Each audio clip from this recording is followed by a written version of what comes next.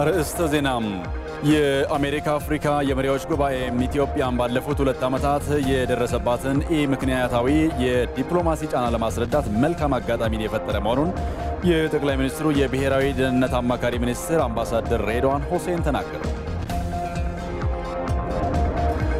የተረጋጋች ሀገር ለመፍጠር በሙስና ላይ የተጀመረውን ትግል ማጠናከር እንደሚገባም ተገለጸ። ከውጭ መረጃ ምንጭ ደግሞ የደቡብ አፍሪካው ፕሬዝዳንት ሲሪል ራማፎዛ ለቀጣዮቹ 5 ዓመታት የፓርቲያቸው ፕሬዝዳንት ሆነው እንዲያገለግሉ በድጋሚ ተመረጡ።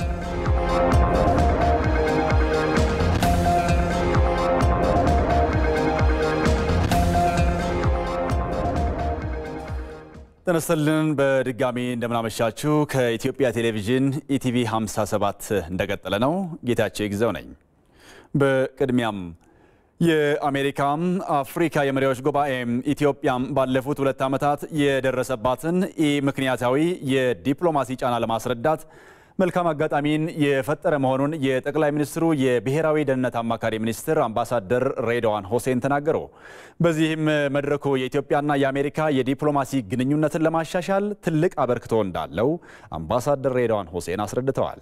ተስፋዬ ጫኔ በአሜሪካ ዋሽንግተን በተከናወነውና ጠቅላይ ሚኒስትር አብይ አህመድ ከልዑካን ቡድናቸው ጋር በመሆን የተሳተፉበት የአፍሪካ አሜሪካ የመሪዎች ጉባኤ ኢትዮጵያ በሰፊው ትኩረት ያገኘችበት ክስተት ሆኖ ተጠናቋል። የልዑካን ቡድኑ አባል የነበሩትና የጠቅላይ ሚኒስትሩ የብሔራዊ ደህንነት አማካሪ ሚኒስትር አምባሳደር ሬድዋን ሁሴን እንደሚሉት መድረኩ ኢትዮጵያ ባለፉት 2 ዓመታት የደረሰባትን ምክንያታዊ የዲፕሎማሲ ጫናን በሚገባ ለማስረዳት እድሉን ያገኘችበት አጋጣሚ መሆኑን ይናገራሉ። ይሄኛው መድረክ ደግሞ በርቀት በሚዲያና በሰሚ ተባራሪ መረጃ በሚያዙ አቋሞች የራሳቸው እምነት የነበራቸው በተለይ አሜሪካ በተለያዩ ባለስልጣናትን በአካል ለማግኘት እና በዝርዝር ለማስረዳት የሪፎርም ስራውንም ባለፉት 4 ዓመታት የነበሩትን ከግጭቱ በፊት የነበሩትን የሀገሪቱን በጎ ስራዎችን ዓለም ተስፋ ጥሎባቸው የነበሩ በተጨባጭም ለውጥ ያመጡ የነበሩ ነገሮችን ለማሳየት እድል የሰጠ ነው። ይህ የአሜሪካ አፍሪካ የመሪዎች ጉባኤ የሰሜኑ ጦርነት በሰላማዊ መንገድ እንዲፈታ መንግስት ኃላፊነቱን ወስዶ በርካታ ስራዎችን ባከናወነበት ማግስት መካሄዱ ደግሞ ለኢትዮጵያ ትልቅ ትርጉም እንደነበረው አምባሳደር ሬድዋን ሁሴን አብራርተዋል። በተለይ ደግሞ የሰሜኑ ግጭት ጥላጥልቶበት የነበረውን የሁለቱን ሀገራት የዲፕሎማሲ ግንኙነት ወደ ነበረበት እንዲመለስ በማድረግ በኩልም ቀላል የማይባል አበርክቶ እንደነበረው ነው የብሔራዊ ደህንነት አማካሪ ሚኒስትሩ የሚናገሩ። የተሻለ መተማመን ለመፍጠር ሁኔታውን ደግሞ መሬት ላይ ቀይረን የተገናኘን ከመሆኑ አንፃር ዝምድናው መልሶ ለመፈተሽ ቅርርቡን ለማጠናከር የሚያስችል መተማመን ለመፍጠር የሚያገዝ መድረክ ነበር ብሎ መውሰድ ይቻላል። ያገኘናቸው አካላትም ከህግ አውጪው እስከ ህግ አስፈጻሚው የተለያዩ አካላትን ለማግኘት ተችሏል። የአፍሪካን ደግሞ አጠቃላይ ሀገራት የሚሄዱበት ስለሆነ የቤተሰብ ጉዞ ነው ማለት ይቻላል። ብዙ አፍሪካ ሀገሮችም በተመሳሳይ መንገድ በአካል ያልተገናኙ ግን ይሄ ግጭት በሰላም ለመቋጨት የሚያስችልበት አንድ ምዕራፍ በመድረሱ ደስተኛ የነበሩ አካላትንም ለማግኘትም በዚህም የተሻለ መቃረብ ለመፍጠር የሚያስችል እድል የፈጠረ ነበር ብሎ መውሰድ ይቻላል። ከአሜሪካ አፍሪካ የመሪዎች ጉባኤ ጎን ለጎን እንደ ዓለም ባንክ ከመሳሰሉ ዓለም አቀፍ ተቋማት ጋር የተደረጉ ውይይቶች ውጤታማ እንደነበሩ ያብራሩት አምባሳደር ሬድዋን ሁሴን ዓለም ባንክ ለኢትዮጵያ ለመስጠት የወሰነውን የ$745 ሚሊዮን ድጋፍ እንዳብነት አንስተዋል። አሁን ያለው ተስፋ በኢትዮጵያ ላይ የነበሩ ጫናዎች እንደሚቀንሱ ይህም በተግባርም ለማየት ተሞክሯል። ዓለም ባንክ የለቀቀው ከ$700 ሚሊዮን በላይ ገንዘብ የዚህ ማሳያ ነው የሚሆነው። ሌሎች የድጋፍ አይነቶችም በዚህ መንገድ ይቀጥላሉ። ግን በእኛ በኩል ከድጋፍ ባሻገር አጋርነት መናገድ የሚቻልበት በጣም በርካታ እድል ኢትዮጵያ ስላላት በጥቃቅን የጸጥታና የሌሎች ወታደራዊ ጉዳዮች ላይ ብቻ ከመነጋገር ገዘፍ ያለ የኢትዮጵያን አቅም የሚመጥን የትብብርና የሽርክና የመናገድ ምዕራፍ መከፈት አለበት የሚል አቋም ያስጨበጥ ነው። የኮንግረስ አባላትን ሴናተሮችን ለማግኘት ሞክረናል። በዚህ ረገድ የተሻለ መተማመንና እድል ለመፍጠር ተሞክሯል ማለት ነው። የሰሜኑን ግጭት በሰላማዊ መንገድ ለመፍታት የተደረገው ጥረት ለዓለም አቀፍ ጫናዎች መቀነስ የራሱ ሚና እንዳለው የጠቀሱት አማካሪ ሚኒስትሩ በቀጣይም ከጥቃቅን አጀንዳዎች መውጣት እንደሚገባና በትብብር መስራት እንደሚያስፈልግም አስረድተዋል። ለሰላም እድል መስጠት፣ ቀጣይ የሰላም ተስፋ ደግሞ ማሳየት በመቻላችን አንድ ሁለተኛው ግጭት ውስጥም ሆነን ፈተና ደርሶብንም በጣም በርካታ ጫና ደርሶብንም ያንን ሁሉ ወጥመድ ተቋቁመን አልፈን ለመውጣት የሚያስችል ብርታት ማሳየት መቻላችን ነው። ይሄ ብርታት ደግሞ በሰላም ጊዜ ምን ያክል መመንደግ ይችላል ምን ያክል ማደግ ይችላል የሚል ለራሳችን የራሳችን ተግባር መመስከር መቻሉ ነው ዋናው ጉዳይ ይሄ ነው በዘለቄታውም ከምዕራብ ይሁን ከምስራቅ ወዳጅ የሚኖረን በእግራችን መቆም ስንችል ነው ከየትኛውም ሀገር የሚደረግ ወዳጅነት ለጽድቅ ተብሎ የሚደረግ የለም በየትኛውም ዓለም ያለ ወዳጅነት ትርፍና ኪሳራ ተመዝኖ የሚደረግ ነው የትኛውም አካል የሚመጣ ድጋፍ ቀጣይ ከሚገኝ ትሩፋት ጋራ ተሰናስሎ የሚገኝ ነው ስለዚህ ማትረፍ የሚቻለው ለራሳችን ሰርተን ማትረፍ ስንችል ነው ለራሳችን ማትረፍ ደግሞ የምንችለው ከግጭት ስንወጣ ነው ከጥቃቅን አጀንዳዎች ስንወጣ ነው አንዳችንን ጠልፈን መቆም ከማንችልበት የቆየ ሴራ መሻገር ስንችል ነው የአሜሪካ አፍሪካ የመሪዎች ጉባኤ በሁለቱ ሀገራት መካከል ተፈጥሮ የነበረውን የዲፕሎማሲ መሻከር ወደ ተሻለ ምዕራፍ የመለሰ ስለመሆኑም ተጠቁሟል የተረጋጋች ሀገር ለመፍጠር በሙስና ላይ የተጀመረውን ትግል ማጠናከር እንደሚገባ ተገለጸም በኦሮሚያ ክልል ዓለም አቀፉ የጸረ ሙስና ቀን ለ17ኛ ጊዜ በአዳማ ከተማ ተከብሯል ሙሉ ግርማይ ሌብነትና ሙስናን በኦሮሞ የገዳ ስርዓት ውስጥ እጅግ አጸያፊ የሆነና የሚወገዝ ተግባር ስለመሆኑ አባገዳ አሊ መሐመድና የቱለማ አባዱላ ቶሊ የግዱ ይናገራሉ እንደ ሀገር ስጋት በሆነው ሙስናና ሌብነት ላይ የሚወሰዱ እርምጃዎችም ተጠናክረው መቀጠል እንዳለበት ያነሳሉ ጉቦ ከዚህ በፊትም አገሪቷን ያጠፋ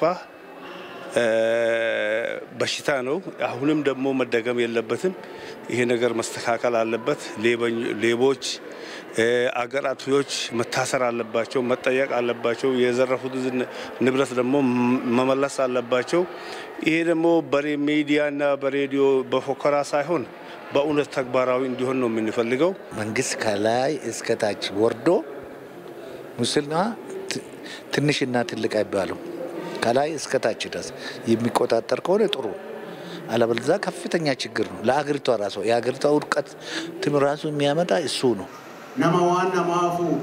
በኦሮሚያ ክልል ለ17ኛ ጊዜ ዓለም አቀፍ የጸረ ሙስና ቀን በአዳማ ተከብሯል እንደ ሀገር በተጀመረው ሙስናን የመከላከል ስራም በኦሮሚያ ክልል ኮሚቴ ተቋቁሞ እየተሰራ ነው ተብሏል በዚህም በመሬት በታክስና ከአገልግሎት አሰጣጥ ጋር በተያያዘ በሌብነት ተግባር ውስጥ የተዘፈቁ ግለሰቦች በቁጥጥር ስር እየዋሉ ስለመሆኑም የኦሮሚያ ክልል ስነ ምግባርና ጸረ ሙስና ኮሚሽነር አብደላ ወገቴ ተናግረዋል በማስረጃ የተረጋገጠና በቂ ማስረጃ የተገኘባቸው ተጠርጣሪዎች ለህግ በብዛት ቀርበዋል ክስ የተመሰረተባቸው አሉ በክርክር ጉዳይ ክርክር ላይ አሉ እንግዲህ ማቅጣትና የህግ በላይነትን ማረጋገጥ የንበት ነው ሌብነትን ከመከላከል አንጻር በተጀመሩ ስራዎችም ከመንግስት ቁርጠኝነት ባለፈ የህብረተሰቡ ተሳትፎን የሚጠይቅ ስለመሆኑም ኮሚሽነሩ አብደላ ወገቴ ገልጸዋል ጠንካራ ፍርድ ቤት ጠንካራ አቃቢ ህግ ጠንካራ ጸረ ሙስና ኢንስቲትዩሽን እነዚህን ማጠናከር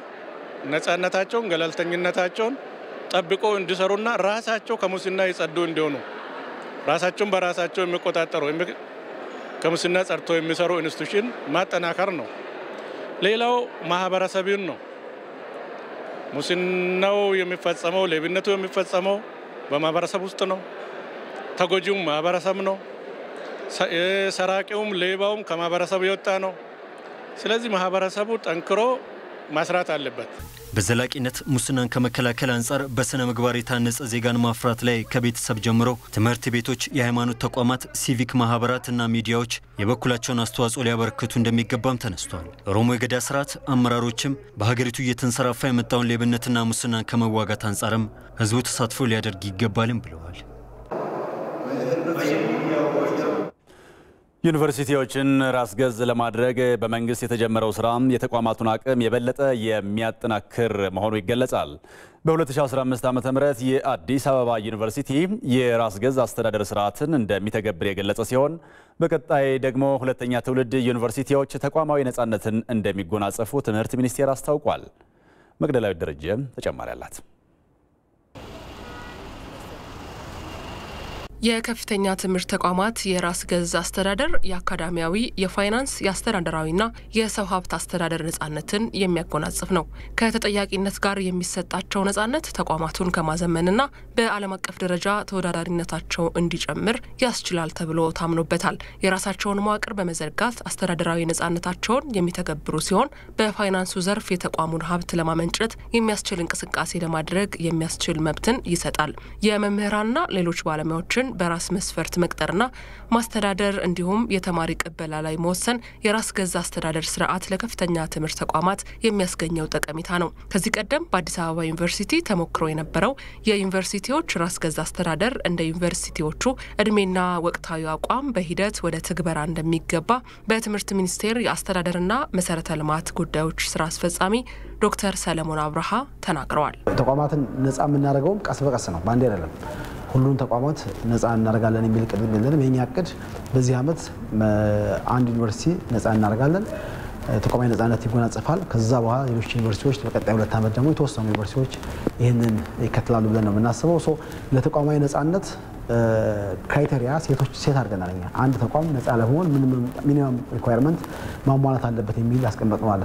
እነሱን ክራይቴሪያዎች እያሟሉ ሲሄዱ ስሩ ታይም ካላቸው ታሪክ አንጻር፣ ካላቸው እድሜ አንጻር፣ ካላቸው አቅም ጋር ተያይዞ ሊመጡ የሚችሉ ናቸው እነዚህ ክራይቴሪያዎች። ከዚህ አንጻር በዚህ ዓመት አዲስ አበባ ዩኒቨርሲቲ 2015 ሙሉ በሙሉ ተቋማዊ ነጻነቱን ይጎናጸፋል። ከአዲስ አበባ ዩኒቨርሲቲ ቀጥሎ ወደ ነጻ አውቶኖሚ ያገኛሉ ተብሎ የሚታሰቡት በአሁኑ ሰዓት የምርምር ዩኒቨርሲቲ ተብለው የተደራጁ ዩኒቨርሲቲዎች አሉ። እነዚህ በቀድሞ አጠራር የመጀመሪያ ትውልድ ዩኒቨርሲቲ የሚባሉት ናቸው። እነሱ በቀጣይ ቅድም ያልኩትን ክራይቴሪያ እያሟሉ ወደ ተቋማዊ ነጻነት ይቀላቀላሉ ማለት ነው። የራስ ገዝ አስተዳደር ከሚያጎናጽፋቸው መብቶች መካከል የተቋሙ መሪዎችንም ሆነ በየደረጃው ያሉ አመራሮችን መሾም አንዱ ነው። ታዲያ ይህ መብት አሁን ላይ አንዳንድ ዩኒቨርሲቲዎች ከሚታሙበት የአካባቢያዊነት ችግር ጋር እንዴት ማስታረቅ ይቻላል? ዶክተር ሰለሞን ይህን ምላሽ ሰጥተዋል።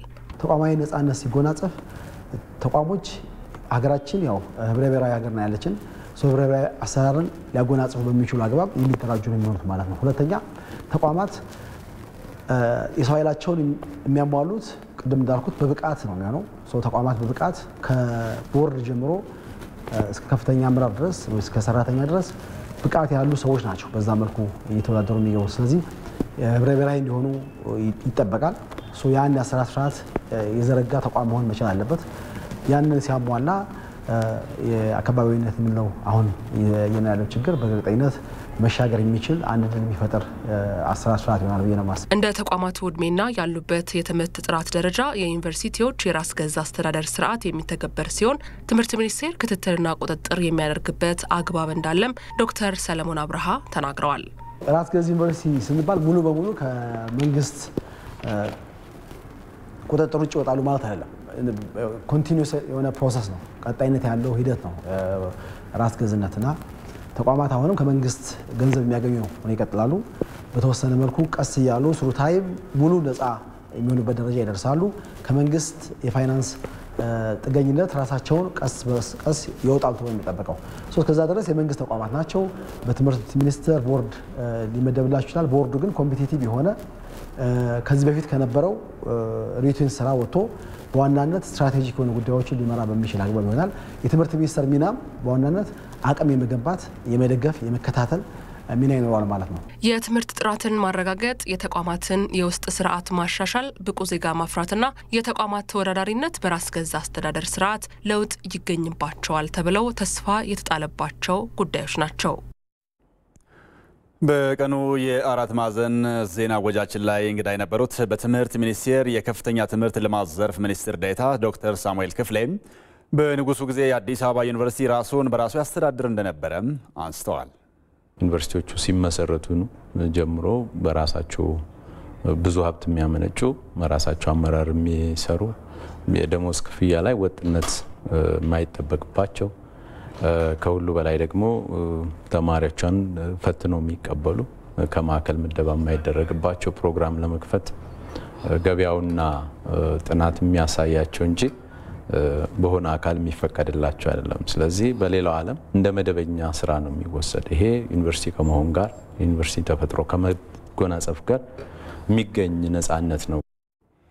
የትምህርት ተቋማት ራስ ገዝ ሲሆኑ የሚያገኟቸውን ጥቅሞችም ዶክተር ሳሙኤል ገልጸዋል። መንግስት ተቋማት ውጤታማነት እንደዚሁም ወጪ ቆጣቢነት ችግር አለባቸው። ለተልኮ ሲሰማሩ ያንን ተልኮ በሚፈለገው ደረጃ ለማሳካት ይቸገራሉ። ለዚህ በርካታ ምክንያት ይነሳል። አንዱና ዋናው ግን ነፃነት ማጣት ነው። ዩኒቨርሲቲዎቹ የመንግስት ከፍተኛ ትምህርት ተቋማቱ ያላቸው ነፃነት በብዙ ጉዳይ የተገደበና ብዙ ውስብስብ ችግሮች የሚፈታተኗቸው ናቸው። እንደ ትምህርት ተቋም ፕሮግራሞችን በነፃ ለመቅረጽም ለመተግበርም ተማሪም ፈትኖ ለመቀበል መምህር በነፃነት ለመቅጠር ለማበረታታትም ለማሳደግም ሀብትን በነፃነት አመንጭቶ በውጤታማነት ምርምሮቻቸውን ወደ ሀብት ለመቀየርም በሚደረግ ሂደት ሁሉ ውስብስብ ፈተናዎች አለባቸው። ያ ሊሳካ የሚችለው ውጤታማነታቸው ከፍ እንዲል ካስፈለገ ነፃነታቸውን ማረጋገጥ በጣም ይጠቅማል።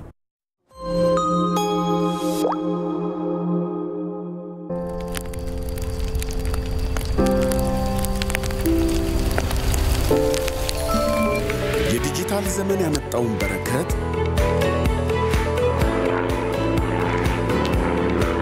ጊዜው የሰጠንን ውበት ተላብሰን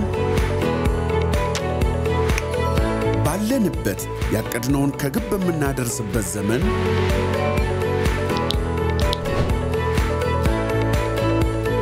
ጊዜ በወረፋ ሊባክን አይገባም። ቀላልና ምቹ በሆኑት የዲጂታል ባንኪንግ አገልግሎቶች በኩል ባንኮ በያሉበት አብሮት ይሆናል።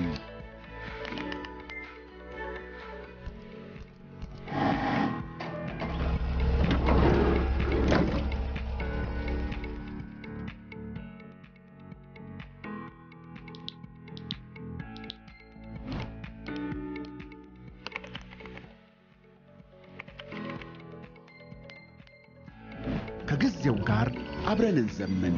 የኢትዮጵያ ንግድ ባንክ ሁሌም የሚተማመኑበት ባንክ።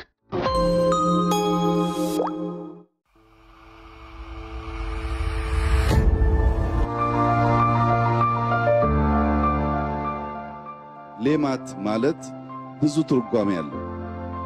ጥሬ ትርጓሜው ለምለም እንጀራ ማለት ነው። በሌላ በኩል ማዕድ ማለት ነው።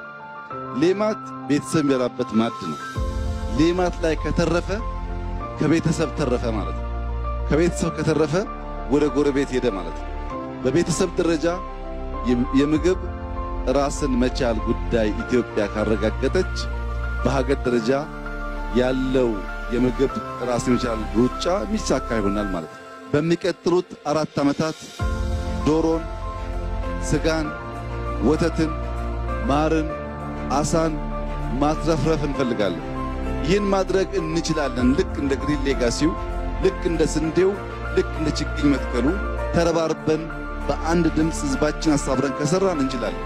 ፕሮጀክት መጨረስ ባህል ሆኖ አሁን ያሉ ዋና ዋና ሜጋ ፕሮጀክቶች አልቀው የሌማት ትሩፋት ተሳክቶ በእያንዳንዱ ቤተሰብ ማዕድ ላይ ምግብ ከተረፈ ለምርጫ ባትወዳደሩም ችግር የለውም። የአንድ መንግስት ዜጎቹን መመገብ የሚያስችል ስራ በተርም ሰርቶ ምግብ የተረፈባት ኢትዮጵያ ካለች እኛ ቀጠልን አልቀጠልን ዋና አጀንዳ መሆን የለበትም። በሚቀጥለው 4 ዓመት ግን ይህን ማሳካት ግዴታ ተደርጎ መወሰድ አለበት።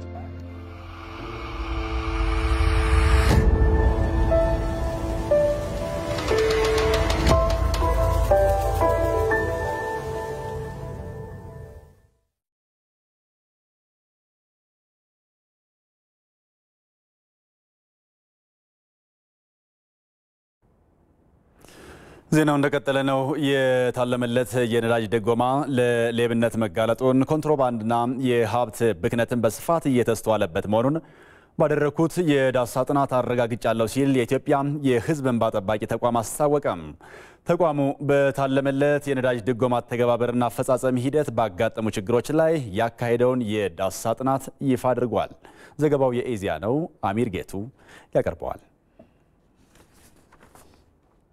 በኢትዮጵያ በነዳጅ ላይ የሚስተዋለውን የኮንትሮባንድ ንግድና ብክነትን ለማስወገድ መንግስት ለነዳጅ የሚያወጣውን ከፍተኛ የገንዘብ ወጪ ለመቀነስ ከዘርፉ የሚገኘውን ገቢ ለማሳደግና ህብረተሰቡንም ተጠቃሚ ለማድረግ ከሐምሌ ወር 2014 ዓ.ም ጀምሮ መንግስት የታለመለት የነዳጅ ድጎማ ተግባራዊ ማድረጉ ይታወቃል። ታዲያ የኢትዮጵያ የህዝብ እንባ ጠባቂ ተቋም በነዳጅ ድጎማው አተገባበርና አፈጻጸም ሂደት ላይ ያጋጠሙ ችግሮች ዙሪያ ያደረገውን የዳሰሳ ጥናት ይፋ አድርጓል። ተቋሙ በነዳጅ ድጎማው አተገባበርና አፈጻጸም ላይ ባደረገው የዳሰሳ ጥናት አተገባበሩ ችግሮችና ክፍተቶች እንደሚስተዋሉበት በጥናቱ አመላክቷል። የኢትዮጵያ የህዝብ እንባ ጠባቂ ተቋም ዋና እንባ ጠባቂ ዶክተር እንዳለ ኃይሌ ለኢዜአ እንደገለጹት በተለይም የነዳጅ ማደያዎችና ቸርቻሪዎች አካባቢ ሌብነትና ህገወጥነት እንዲሁም የኮንትሮባንድና ብክነት በስፋት የሚስተዋል መሆኑን ተናግረዋል። ከዚህም ባለፈ ድጎማው ከህብረተሰቡ ይልቅ አሽከርካሪዎች ባልተፈለገ መልኩ እየተጠቀሙበት እንደሆነ ጥናቱ ማመላከቱን ገልጸው የድጎማ ተጠቃሚ የሆኑ ተሽከርካሪዎች መደበኛ አገልግሎት መስጠት ትተው ያልተገባ የዋጋ ጭማሪ በማድረግ ህገወጥ ድርጊት እየፈጸሙ መሆኑን ተናግረዋል። በተለይ አዲስ አበባ ላይ አይተን ከሆነ የታክሲ አሽከርካሪዎች ዋጋን እንደፈለጉ የሚጨምሩበት ሁኔታ ነው ያለውና ህብረተሰቡ በአግባቡ እየተጠቀመ ነው የሚል እንትን የለንም ማለት ተሽከርካሪዎቹ እየተጠቀሙ ነው። ነገር ግን ከዋጋ ማስተካከያ ጋር በተለይ ደግሞ በስራ ሰዓት መግቢያና መውጫ ላይ አሽከርካሪዎች በከፍተኛ ዋጋ የሚጨምሩበት ሁኔታ ስላለ እዚህ ጋር ጠበቅ ያለ ቁጥጥር ያስፈልጋልና ክፍተቶች ያሉ መሆኑን ነው። ሌላው የነዳጅ ስርጭቶች አካባቢ ላይ በተለይ ክልሎች አካባቢ ላይ እንግዲህ ያው ርቀታቸው አንድ ፋክተር እንደሆነ ከግንዛቤ ውስጥ እናስገባለን። ነገር ግን ከታለመለት ዓላማ ውጪ በኮንትሮባንድ የሚሸጥበት ሁኔታ በሮቶ በበርሜል የሚሸጥበትን ሁኔታ አይተናልና ይሄም ክትትልና ቁጥጥር የሚደረግበት መደረግ አለበት። ችግሮቹን በዘላቂነት ለመቅረፍ የታለመለት የነዳጅ ድጎማ ዓላማውን መሰረት ያደረገ አሰራርና የፖሊሲ ማዕቀፍ ማዘጋጀት እንደሚገባ ዶክተር እንዳለ ገልጸዋል። የህዝብ እንባ ጠባቂ ተቋም በነዳጅ ድጎማው አተገባበር ላይ ክፍተቶች እንዳሉ ባደረገው የዳሰሳ ጥናት ማረጋገጡን ቢገልጽም ባለፉት 5 ወራት የታለመለት የነዳጅ ድጎማው ተግባራዊ በመደረጉ 29 ቢሊዮን ብር ወጪ ማዳን መቻሉን የነዳጅና ኢነርጂ ባለስልጣን አስታውቋል። በባለስልጣኑ የነዳጅ ውጤቶች የግብይት ስታንዳርድ ጥናትና ምርምር ዳይሬክተር አቶ ለሜሳ ቱሉ ለኢዜአ እንደገለጹት ባለፈው ዓመት 2014 ዓ.ም በሰኔ ወር ብቻ እስከ 14 ቢሊዮን ብር ኪሳራ ደርሶ ነበር ብለው በዚያ ሁኔታ ላይ ነዳጅን እንደ ሀገር ማቅረብ የማይቻልበት ደረጃ ላይ ይደረስ እንደነበር አስታውሰዋል። የታለመ የነዳጅ ድጎማ ተግባራዊ በመሆኑም በየወሩ ከ10 እስከ 14 ቢሊዮን ብር በጥቅል የነዳጅ ድጎማ ሲደርስ የነበረውን ኪሳራ አስቀርተናል ያሉት አቶ ለሜሳ አሰራሩ ተግባራዊ ባይሆንና በጥቅል ድጎማው ቢቀጥል ባለፉት 5 ወራት ብቻ እስከ 60 ቢሊዮን ብር ኪሳራ ይደርስ ነበር ብለዋል። የታለመ የነዳጅ ድጎማ ተግባራዊ በመደረጉም ይደርስ የነበረውን ወርሃዊ ኪሳራ ከ14 ቢሊዮን ብር ወደ 5 ቢሊዮን ብር ማውረድ በመቻሉ ባለፉት 5 ወራት የታለመው የነዳጅ ድጎማ ተግባራዊ በመደረጉ 29 ቢሊዮን ብር ወጪ ማዳን ተችሏል ብለዋል። በዚህ ጉዳይ ላይ ተጨማሪ ማብራሪያ የሰጡን የነዳጅና ኢነርጂ ባለስልጣን ምክትል ዋና ዳይሬክተር አቶ ሄኖስ ወርቁ ነዳጅ ለተለያዩ ህገወጥ ተግባራት ተጋላጭ መሆኑን አንስተው የተነሱ ችግሮች ግን እንደየአካባቢዎቹ ቁጥጥር ስርዓት እንደሚለያዩ ተናግረዋል። ለኮንትሮባንድ በጣም ተጋላጭ የሆነበት ወደ ውጭ አውጥተው ሲሸጡ ያላግባብ ብዙ ትርፍ የሚያግበሰብሱበትና ለእንደዚህ አይነት ነገር ተጋለጠ ነበረ። በሀገር ውስጥ ደግሞ ለብላክ ማርኬት የተጋለጠ ኮሞዲቲ ከመሆኑ ጋር ተይዞ ውስነቶች አሉበት፣ ችግሮች አሉ።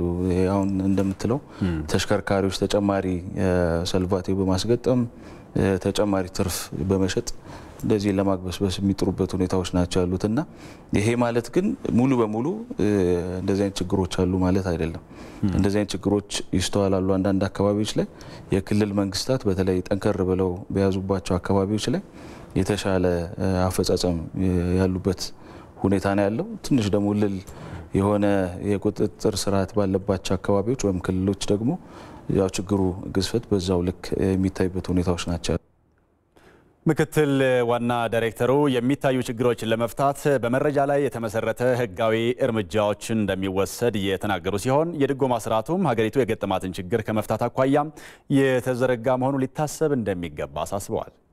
ግን በዋናነት ይህም ተግባር የተደረገበት ምክንያት መንግስት ላይ ከፍተኛ የሆነ የዕዳ ጫና በመፈጠሩ ምክንያት የመጣ ጉዳይ ስላለ መግዛት ወደማትችልበት ሁኔታ የሚሄደውን ነገር ማስቆም የሚል ነው። በሂደት ደግሞ ማቃለል የተከማቸውን እዳም ማቃለል ላይ ትኩረት ያደረገ ስለሆነ በዚህ አግባብ ቢታይ መልካም ነው የሚል ሀሳብ ነው ያለኝ። ከዚህ ከሌብነት ጋር ምናምን ተያይዞ ባሉ ጉዳዮች ላይ እንግዲህ በተለያዩ ዘርፎች ላይ እንደሚታየው እዚህም ላይ አንዳንድ ውስንነቶች አሉ።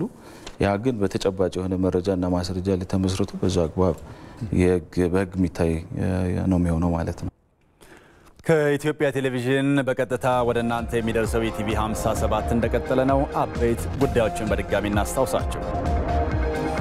የአሜሪካ አፍሪካ የመሪዎች ጉባኤ ኢትዮጵያ ባለፉት 2 ዓመታት የደረሰባትን ምክንያታዊ የዲፕሎማሲ ጫና ለማስረዳት መልካም አጋጣሚን የፈጠረ መሆኑን የጠቅላይ ሚኒስትሩ የብሔራዊ ደህንነት አማካሪ ሚኒስትር አምባሳደር ሬድዋን ሁሴን ተናገሩ።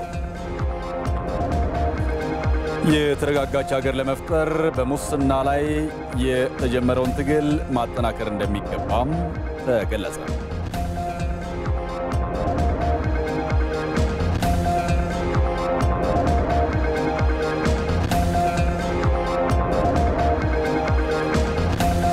ከውጭ መረጃ ምንጭ ደግሞ የደቡብ አፍሪካው ፕሬዝዳንት ሲሪል ራማፎዛ ለቀጣዮቹ 5 ዓመታት የፓርቲያቸው ፕሬዝዳንት ሆነው እንዲያገለግሉ በድጋሚ ተመረጡ።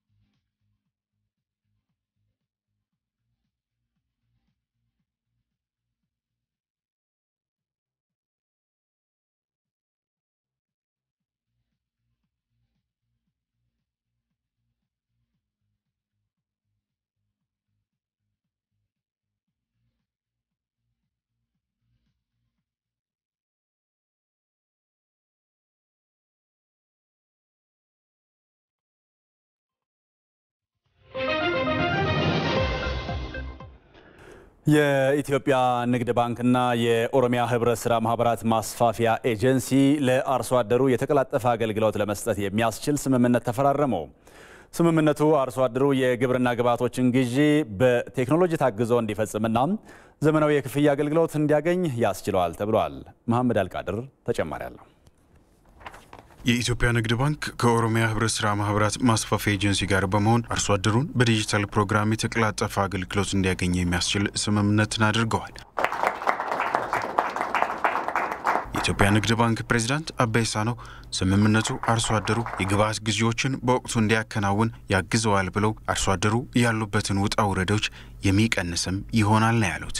አርሶ አደር ብዙ ለግብርና ግብዓት የሚሆኑ ነገሮች ይገዛል። የምርጥ ዘር ኬሚካሎች በተለይ የአፈር ማዳበሪያ ግዢ ይፈጸማል። ሁሉ ጊዜም ግዢ በሚፈጸምበት ጊዜ ብዙ ሩጫ አለ። ይሄ እንግዲህ ዛሬ የምናደርገው ስምምነት አንደኛ አርሶ አደሩ በቅርበት የገንዘብ መቆጠብ የሚችልበት ከቁጠባ አልፎ ደግሞ ለግብርና ግብዓት የሚሆኑትን መግዛት የሚያስችለው በሞባይልና በሲቢ ብር ማንቀሳቀስ የሚያስችለው ፋሲሊቲ ነው። ከዛ እንግዲህ በዚህ ይሄ ሂደት ማለት ጥሬ ገንዘብ ይዞ ወዲያ ወዲህ መሄድን የሚያስቀርለትና ለደንበኞቻችን ለአርሶ አደሮቻችን ሴፍቲን የሚያመጣ አገልግሎት ነው። አርሶ አደሩ በቴክኖሎጂ ታግዞ የግብርና ስራውን እንዲያዘመንም የሚያስችል አገልግሎት እንደሚሆንም የኢትዮጵያ ንግድ ባንክ ፕሬዝዳንቱ ይገልጻሉ። ሁለት መሰረታዊ መንገዶች ናቸው የምናስተናግድበት። አንዱ ባንክ ሂሳብ እንዲከፍት ነው። በተለይ ጠርቀም ያለ ገንዘብ ያላቸው ገንዘባቸው መቆጠብ የሚችሉት የባንክ ሂሳብ ከፍቶ በባንክ ሂሳብ ላይ የሞባይል አገልግሎት ተሰጥቷቸው ከዛ ላይ ክፍያ መፈጸም የሚችሉ ናቸው።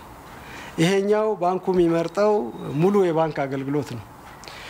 ሁለተኛው የዋሌት የሚባል የሞባይል አገልግሎት ነው። አገልግሎት ባንክ ሂሳብ መክፈት ግዴታው ሳይሆን ያ ሲቢኢ ብር በኤጀንቶቻችን በኩል ከፍቶ ገንዘብ እዛ ላይ ማስቀመጥ ይቻላል። እዛ ላይ እስከ 30,000 ብር ድረስ ማጠራቀም ይቻላል።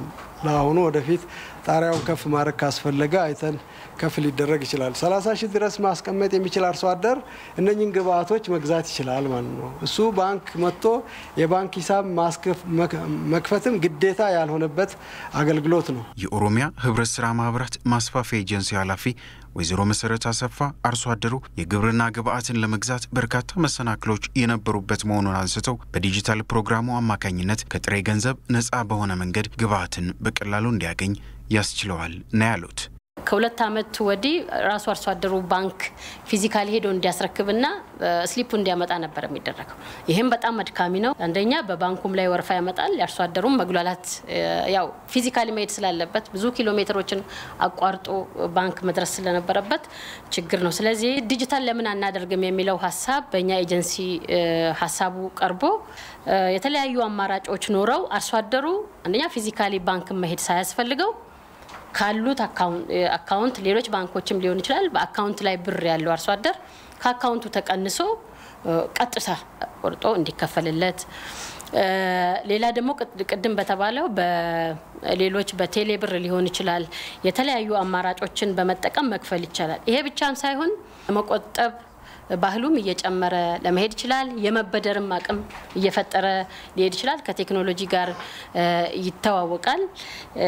ሌላው ሌብነትን ለማስቀረት ትልቅ ቦታ አለው። ለሀገር መሰረት የሆነውና አበረታች ውጤት እየተገኘበት ያለውን የግብርና ስራ ለማዘመን የዲጂታል አገልግሎቱ አጋዥ እንደሚሆንም በስምምነቱ ወቅት ተገልጿል። ጠቅላይ ሚኒስትር አብይ አህመድ በአረንጓዴ አሻራ ላበረከቱት አስተዋጽኦ በአሜሪካ የተበረከተላቸውን ሽልማት ምክንያት በማድረግ በኦሮሚያ ክልል የተተከሉ ችግኞችን የመንከባከብ ንቅናቄ ሰሞኑን እንደሚካሄድ የክልሉ ግብርና ቢሮ ገለጸ። በክልሉ ዘንድሮ ከመኸር እርሻው ከ218 ሚሊዮን ኩንታል በላይ ምርት እንደሚጠበቅም ቢሮው ለብዙሃን መገናኛ በሰጠው መግለጫ አስታውቋል። መለሰ አምዴ ባለፉት 4 ዓመታት በኦሮሚያ ክልል ህብረተሰቡን ባሳተፈ መልኩ በግብርናው ዘርፍ የተከናወኑ ተግባራት አበረታች ውጤት ማስመዝገባቸው ነው የተገለጸው። በተለይም በተፋሰስና አረንጓዴ አሻራ ልማት በኩል በተሰሩት ስራዎች የደን ሽፋኑን ከነበረበት የ18 በመቶ ወደ 26 በመቶ ማሳደግ መቻሉ ነው የተጠቆመው። ባለፉት 4 ዓመታት በአረንጓዴ አሻራ መርሃ ግብር በሀገር አቀፍ ደረጃ 25 ቢሊዮን ችግኞች የተተከሉ ሲሆን ከዚህ ውስጥ ደግሞ 13.6 ቢሊዮን የሚሆኑት በኦሮሚያ ክልል የተተከሉ መሆኑን ያነሱት የግብርና ቢሮ ኃላፊው ጌቱ ገመቹ በተያዘው ዓመትም ከ4.4 ቢሊዮን በላይ ችግኞችን በክልሉ ለመትከል ዝግጅት መጀመሩን ገልጸዋል። ጠቅላይ ሚኒስትር አብይ አህመድ በዚህ ዘርፍ ላበረከቱት አስተዋጽኦም ሰሞኑን በአሜሪካ የተበረከተላቸውን ሽልማት ምክንያት በማድረግ በኦሮሚያ ክልል ህብረተሰቡ ችግኞችን በጋራ የሚንከባከብ ይሆናል ነው ያሉት። ክቡር ጠቅላይ ሚኒስትራችን በሰሩትና ባስቀመጡት ኢኒሼቲቭ ተሸላሚ ሆነዋል። ህዝባችንም ይሄንን ደስታን አስመልክቶ ከዚህም በፊት እንቅስቃሴ ሲያደርግ እንደነበረው ከዛ በላይ ደግሞ እንቅስቃሴ በማድረግና ይሄንን ኢኒሼቲቭ ወደፊት ለመውሰድ የእጽዋት እንክብካቤ ያደርጋል ማለት ነው። በክልሉ በመኸር እርሻ በተለያዩ ሰብሎች ከተሸፈነው 6.6 ሚሊዮን ሄክታር መሬት ከ218 ሚሊዮን ኩንታል በላይ ምርት እንደሚጠበቅ ነው የተጠቆመው። ከዚህ ውስጥ ደግሞ ከ1.7 ሚሊዮን በላይ ሄክታር መሬት ላይ ስንዴን ማልማት የተቻለ ሲሆን ከ62 ሚሊዮን ኩንታል በላይ ምርት ይጠበቃል ያሉት የቢሮ ኃላፊው በበጋ የስንዴ መስኖ የተያዘውን እቅድ ለማሳካትም በትኩረት እየተሰራ መሆኑን ተናግረዋል። ወደ 1 ሚሊዮን ሄክታር የሚሆን በስንዴ እንሸፍናለን ብለን እንቅስቃሴ ውስጥ ገብተናል። እስካሁንም ወደ 880 ሺህ ሄክታር ተዘጋጅቷል። የመሬት ዝግጅቱን አጠናቀናል።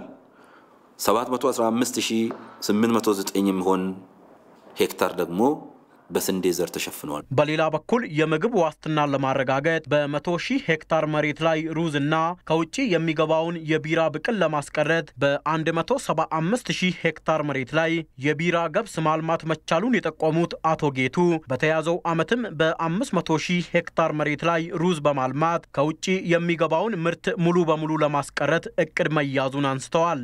በከፍተኛ የውጪ ምንዛሪ ወደ ሀገር ውስጥ የሚገባውን የአፈር ማዳበሪያ በተፈጥሮ ማዳበሪያ ወይንም ኮምፖስት ለመተካት በሁሉም የክልሉ አካባቢዎች ዝግጅት ተጀምሯል ነው ያሉት። ወደ 100 ሚሊዮን ሜትሪክ ኪዩብ እናመርታለን ኮምፖስት እናመርታለን ብለን አቅደን እየሰራን ነው ያለነው። እስካሁንም ወደ 46 ሚሊዮን ሜትሪክ ኪዩብ ኮምፖስት አምርተናል ማለት ነው። አሁንም ባለው ቀጣይ ግዛት ሰፊ ስራዎች እንሰራለን። በክልሉ ያለውን እምቅ የእንስሳት ሀብት በሳይንሳዊ መንገድ ለመደገፍ በተያዘው ዓመት በትኩረት እየተሰራ መሆኑንም የቢሮ ኃላፊው ጌቱ ገመቹ ተናግረዋል። በ2015 በኦሮሚያ ክልል በ514,000 ሄክታር መሬት ላይ አትክልትና ፍራፍሬ ለማልማት የታቀደ ሲሆን እስካሁንም ከ300,000 በላይ የሚሆነው ሄክታር መሬት በተለያዩ አትክልትና ፍራፍሬዎች ተሸፍኗል ነው የተባለው።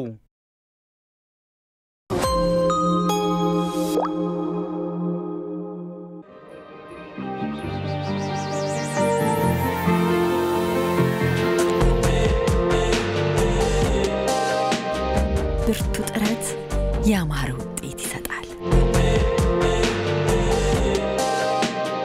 ለሚወዱት ነገር መጽናት ደስታን ያጎናጽፋል።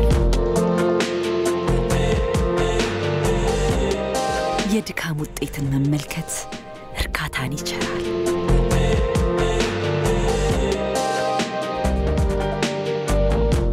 ብሩህ ተስፋን ለሰነቁ ብርታት ሆነናል። ከአንድ ክፍለ ዘመን በላይ ለስኬት ከተጉት ጋር አብረን ቆመናል።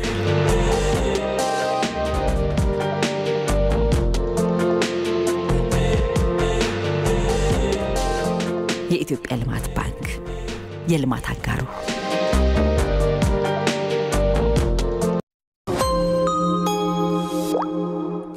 ከውጭ የመረጃ ምንጭ ወዳገኘነው ዘገባ እናልፋለን። የደቡብ አፍሪካው ፕሬዝዳንት ሲሪል ራማፎዛ ለቀጣዮቹ 5 ዓመታት የፓርቲያቸው ፕሬዝዳንት ሆነው እንዲያገለግሉ በድጋሚ ተመረጡ።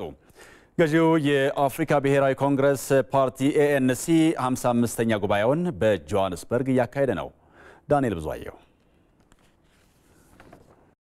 የደቡብ አፍሪካ ገዢ ፓርቲ የአፍሪካ ብሔራዊ ኮንግረስ ANC ማህበራዊ ዲሞክራቲክ የፖለቲካ ፓርቲ ሲሆን ከአፓርታይድ አገዛዝ በኋላ ሀገሪቱን ሲያስተዳድር ቆይቷል። ከጸረ አፓርታይድ ትግል በኋላ ለመጀመሪያ ጊዜ እንደ አውሮፓውያን አቆጣጠር በ1994 በተካሄደ ምርጫ ከነጻነት ታጋዩ ፕሬዝዳንት ኔልሰን ማንዴላ ጀምሮ እስካሁኑ ፕሬዝዳንት ሲሪል ራማፎዛ ድረስ የሀገሪቱ ገዢ ፓርቲ ሆኖ ቆይቷል። ከሰሞኑ ፓርቲው 55ኛ ጉባኤውን በጆሃንስበርግ እያካሄደ ይገኛል። በጉባኤው መክፈቻ ላይ የፓርቲው ፕሬዝዳንት ሲሪል ራማፎዛ ሙሰኞች ወይም ሌቦች ይጠየቃሉ ብለዋል።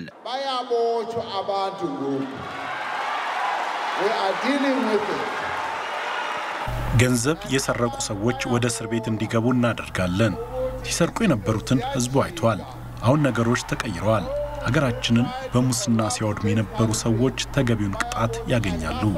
በፓርቲው ጉባኤ ላይ ፕሬዝዳንት ሲሪል ራማፎዛ በድጋሚ ለ5 ዓመታት የፓርቲው ፕሬዝዳንት ሆነው እንዲያገለግሉ ተመርጠዋል። ገዢው የአፍሪካ ብሔራዊ ኮንግረስ ፓርቲ ያካሄደ ባለው ምርጫ ፕሬዝዳንት ራማፎዛ ከሙስና ጋር በተያያዘ ከስልጣን እንዲለቁ ካደረጓቸው የቀድሞ የጤና ሚኒስትራቸው ዛዋሊ ማካሃዚ ጠንካራ ፉክክር ገጥሟቸው የነበረ ቢሆንም በድጋሚ መመረጣቸው ተገልጿል። 4000 ድምጽ ሰጪዎች በተሳተፉበት ምርጫ ራማፎዛ ለሁለተኛ ዙር የፓርቲው መሪ ሆነው የተመረጡት 2476 ድምጽ በማግኘት ሲሆን ተፎካካሪያቸው ዛዋሊ ማካሃዚ 1897 ድምጽ አግኝተዋል።